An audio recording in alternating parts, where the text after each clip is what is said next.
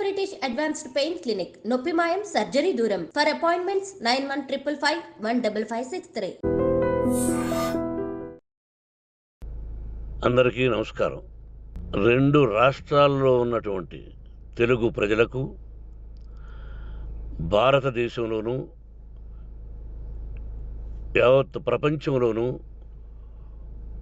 ఉన్నటువంటి తెలుగు మిగతా భాషలలోని అభిమానులకు, నా శ్రేయోభిలాషులకు, ఆత్మీయులకు, ప్రజాప్రతినిధులకు, రెండు రాష్ట్రాల ముఖ్యమంత్రులకు, మీడియా ప్రతినిధులకు నా హృదయపూర్వక నమస్కారాలు.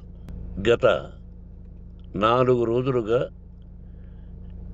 ఏవేమి జరుగుతున్నదని అందరికీ తెలుసు.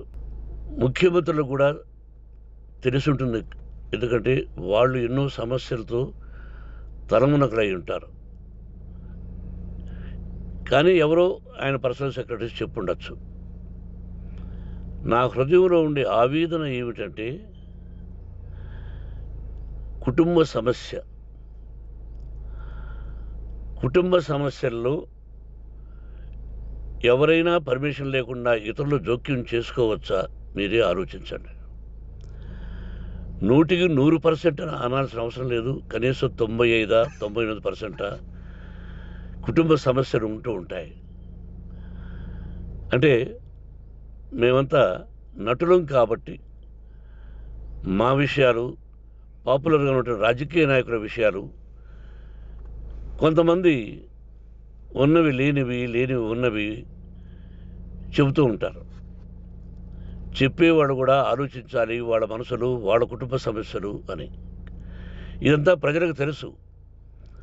కానీ ఎందుకులే మన పనులు మనం చేసుకుందాం అని అందరూ సైలెంట్గా ఉన్నారు. ఇప్పుడు ప్రజలకు కూడా, కొంతమంది రాజకీయ నాయకులు కూడా ఆలోచించుకోవాల్సిన విషయం. విజువల్స్ చూడండి, టీవీల్లో వస్తున్నాయి, సోషల్ మీడియాలో వస్తుంది. రాత్రి 8 గంటలకు గేటు తోసుకుని నా బిడ్డ మనోజ్ కుమార్ వచ్చాడు. అది రైటా రాంగా పర్సనల్ విషయం, తర్వాత మాడుకోవచ్చు. పత్రికాధిపతులు, అది పత్రికా సోదరులు 4 రోజుల నుంచి నా ఇంటి ముందు మనుషులను పెట్టుకుని, వ్యాన్లు పెట్టుకుని అలా ఉండడం ఎంతవరకు న్యాయం?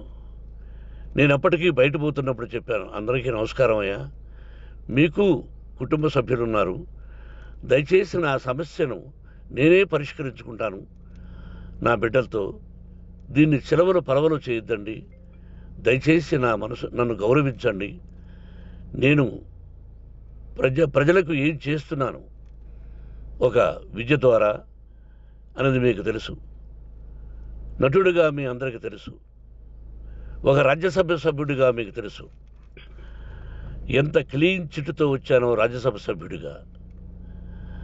నా హృదయంలో ఉండే ఆవేదన చెప్పనలవే కాదు, మీకే చెప్పాలి. ఈ రోజున ఈ మీడియా సోదరులు ఎంత కల్పితాలు, ఎంత నెగటివిటీ నన్ను గురించి చెప్తున్నారో మీ అందరికీ తెలుసు.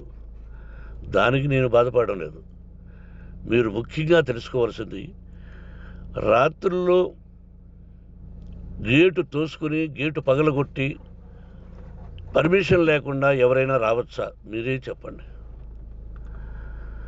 వచ్చిన వాళ్ళు అందరూ మీడియా సోదరులా, లేకపోతే ఇంకెవరైనా నా మీద పగ, రాగద్వేషాలతో ఏదో ఒక ఛానల్ చేతులు పెట్టుకుని అలా వచ్చి ఉంటారేమో సందేహం.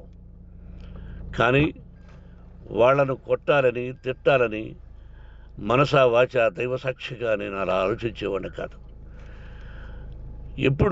ఎందుకు వాళ్ళు ఉద్యోగస్తులు, నేను కూడా ఉద్యోగస్తునే, అందరూ కూలివాళ్ళం. భగవంతుడు ఇస్తుంటాడు మనకు కూలి. ఎవరికి ఏమిటి అనేది ఆయన నిర్ణయిస్తాడు. ఇది మీ అందరికీ తెలుసు. వాళ్లకు నేను చెప్పినా వినకుండా ముందు నమస్కారం పెట్టాను. అయినా అతను నేను కొట్టామనే చెప్తున్నారు తప్ప, మైక్ తీసుకెళ్ళి నోట్లో పెట్టాము, నా కన్ను పోవలసింది. కన్ను పోయి ఉంటే అప్పుడు నేను కేసులు పెట్టాలి. అది నా కన్ను పోలేదు, కొంచెం తగిలింది కంటి కింద, నేనే ఎస్కేప్ అయ్యాను. లేకపోతే నా జీవితం గుడ్డిదయ్యేది. అతనికి తల కాదు చెంప మీద తగిలిందన్నారు. ఓకే, ఆ చీకట్లో ఎలా జరిగిందన్నది వాస్తవమే.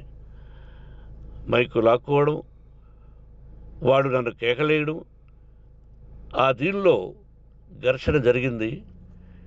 నేను కొట్టిన దెబ్బ అతనికి తగిలింది అన్నారు. దానికి హృదయపూర్వకంగా బాధపడుతున్నా. అతను నాకు తమ్ముడే. ఒక తల్లి బిడ్డలం కాకపోయినా I love them, I like them. అటువంటిది ఈ రోజుకి బాధపడుతున్నా నేను. అయ్యో, అతని భార్య ఎంత బాధపడుతుందో, అతని పిల్లలు ఎంత బాధపడుతున్నారో అని నేను ఆలోచిస్తున్నా. మరి నేనెంత ఆవేదనకు గురి హాస్పిటల్లో అయ్యానో. నటించింది సినిమాలో నటిస్తాను తప్ప నిజ జీవితంలో నటించాల్సిన అవసరం లేదు. నాకున్నది ఒకటి ధైర్యం, సాహసం. నీతిగా, న్యాయంగా, ధర్మంగా బ్రతకాలన్నది నా ఆలోచన. ఎందుకు కొట్టాలి? గేటు బయటుండి నేనేమైనా అసభ్యకరంగా వాళ్ళని కొట్టుంటే డెఫినెట్గా నా మీద 50 కేసులు కాదు 100 కేసులు పెట్టి నన్ను అరెస్ట్ చేయొచ్చు. లేకపోతే నేనే పోలీస్ స్టేషన్కి పోయి, అయ్యా, ఆవేశంలో నా ఇంటి బయట ఉన్న వాళ్ళను కొట్టాను, నాది తప్పే అని పోలీస్ స్టేషన్కి ధైర్యంగా పెడతాను. కానీ ఇంటి లోపలికి వచ్చి నా ఏకాగ్రతను, నా మనశ్శాంతిని భగ్నం చేశాడు. ఆల్రెడీ నా బిడ్డ చేస్తున్నాడు. అయినా నీ కన్నబిడ్డ, ఎప్పటికీ నీ కన్నబిడ్డే. ఏదో ఒక రోజున న్యాయం జరుగుతుంది, మేము కూర్చొని మాట్లాడుకుంటాం. దీనికి మధ్యవర్తులు అక్కర్లే. కుటుంబ సమస్యలకు బయట వాళ్ళని పిలిపించి ఇలా చేయండి, మీరు ఇలా మాట్లాడండి అని చెప్పక్కర్లే. కట్టు బట్టలతో మద్రాసుకు వెళ్ళేవాడిని. ఆల్రెడీ మీకు చెప్పాను. పైసా లేకుండా కట్టుబట్టలతో, చెప్పులు సగం కింద అరిగిపోయి అలా వెళ్ళినవాడిని. మా తల్లిదండ్రులు అద్భుతమైన జన్మను ప్రసాదించారు. ఒక్క పైసా ఇవ్వాల. నా కష్టార్జితంతో నేను సంపాదించి ఈరోజు నేను కులమతాలకు అతీతంగా 25% ఫ్రీ ఎడ్యుకేషన్ ఇస్తూ, నా స్థాయిలో నాకు తగిన సహాయం చేసుకుంటూ, వరద బాధలు వచ్చినా, ఇంకోటి వచ్చినా, అన్నయ్య ముఖ్యమంత్రిగా ఉన్నప్పుడు కూడా ఎన్నో చేశాను. బట్ అవి మర్చిపోయి ఈరోజు కొట్టింది మాట్లాడుతున్నారు. ప్రజాప్రతినిధులారా, నా అభిమానులారా, తెలుగు ప్రజలారా, తమిళ, మలయాళం, కన్నడ అభిమానులారా, ఆలోచించండి. నేను చేసినది తప్పు, కొట్టినది తప్పు.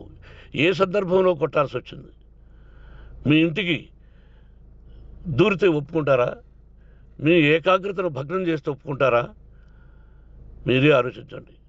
న్యాయాధిపతులు కానీ, ప్రజాప్రతినిధులు కానీ, అభిమానులు కానీ, వ్యాపారస్తులు కానీ, ఇదే మీడియా ప్రతినిధులు కూడా వాళ్ళ ఇళ్ళలోకి ఎవరైనా దూరి, మన గురించి ఇలా రాశావు అని ఆ ఇళ్ళల్లోకి ఒక 10 మంది వెళితే వాళ్ళు దండం పెట్టి పంపిస్తారా? ఏం చేస్తారు చెప్పండి? మీకు టీవీలు ఉన్నాయి, మాకు టీవీలు లేవు. నేను కూడా రేపు టీవీ పెట్టచ్చు. అది కాదు గొప్ప. నా హృదయపూర్వకంగా చెప్తున్నా, అతని మనసును బాధ పెట్టినా, అతను గాయమైన దానికి చాలా చింతిస్తున్నాను. చింతించే లాభం ఏమిటండి అంటే, మరి ఏం చేయాలి? మీరు చేసిందేంటి? మళ్ళీ చెప్తున్నా, అసలు అతను నిజంగా జర్నలిస్టా కాదా అని ఆ చీకట్లో నాకు ఎలా తెలుస్తుంది? టీవీ 9 అని నాకు ఎలా తెలుస్తుంది? ఏదో ఒక కంటి మీదకి ఒక మైక్ వచ్చింది, దానికి అబక్కం లాక్కున్నాను. ఇది వాస్తవమే, అసత్యం కాదు. అది టీవీ 9, ఆ టీవీ 9 మైక్నే లాక్కోవాలి. అది ఏంటండి? నేనేమన్నా మూర్ఖుడినా? వాళ్ళందరూ నాకు కావలసిన వాళ్ళే. ఈ రోజున ఆ రజనీకాంత్, అతను కూడా ఎన్నో ఫోన్లు నేను చాలా సందర్భాల్లో మాట్లాడున్నాను. ఇట్స్ లైక్ మై సన్నా, లేకపోతే బ్రదరా, అలా ఉంటాం. మరి ఈ విషయంలో మాత్రం మీరు అందరూ అంటే మీరు చేసినది తప్పు అని మీరు ఒక్కరు అనలేదే. కానీ జర్నలిస్టు సోదరులు, ఒక ఆడపడుచు, దాదాపు ఒక 5-6 మంది ఆడపడుచులు, ఒక 5-6 మంది సోదరులు, వాళ్ళందరూ మాట్లాడారు. కొట్టడం తప్పైనా ఏ సందర్భంలో కొట్టవలసి వచ్చింది, ఇవన్నీ క్లియర్గా మాట్లాడారు. అవన్నీ మీరు చెప్పరు. కాబట్టి పైన భగవంతుడు చూస్తున్నాడు. పోలీస్ అంటే నాకు ఇష్టం. ప్రజలను కాపాడవలసిన బాధ్యత వాళ్ళది, రక్షణ కల్పించవలసింది. నా విద్యాలయానికి కూడా ఐపీఎస్లు, ఐఏఎస్లు అయిన విద్యార్థులు ఉన్నారు. వాళ్ళకు న్యాయం, ధర్మం నేర్పించి పంపించాను నా ఇన్స్టిట్యూషన్లో. But they are perfect. కొంతమంది ఐపీఎస్లు, ఐఏఎస్లు, డీసీపీలు ఇలా చాలామంది ఉన్నారు. బట్ ఎక్కడెక్కడో పనిచేస్తున్నారు. వాడు నా బిడ్డలు.